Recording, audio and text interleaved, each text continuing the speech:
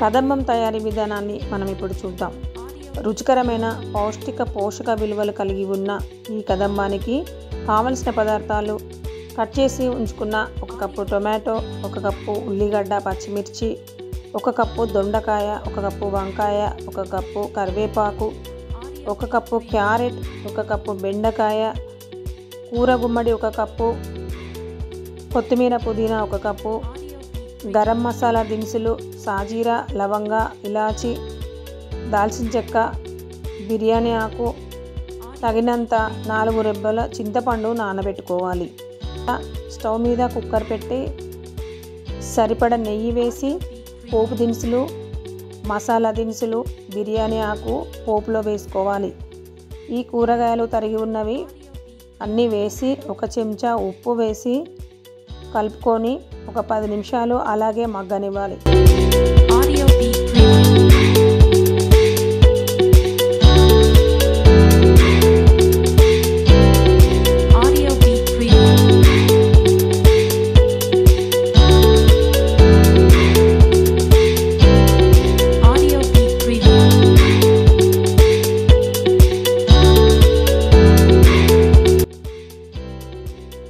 ఆ తర్వాత మనం ముందుగా నానబెట్టి ఉంచుకున్న బియ్యం పప్పు అందులో వేసి కాస్త చింతపండు రసం వేయాలి. తగినంత కారం, ఉప్పు వేసి గరం మసాలా పొడి వేసి కలుపుకోవాలి.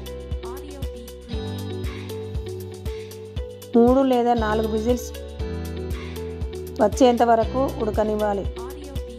అంతే, రుచికరమైన కదంబం రెడీ.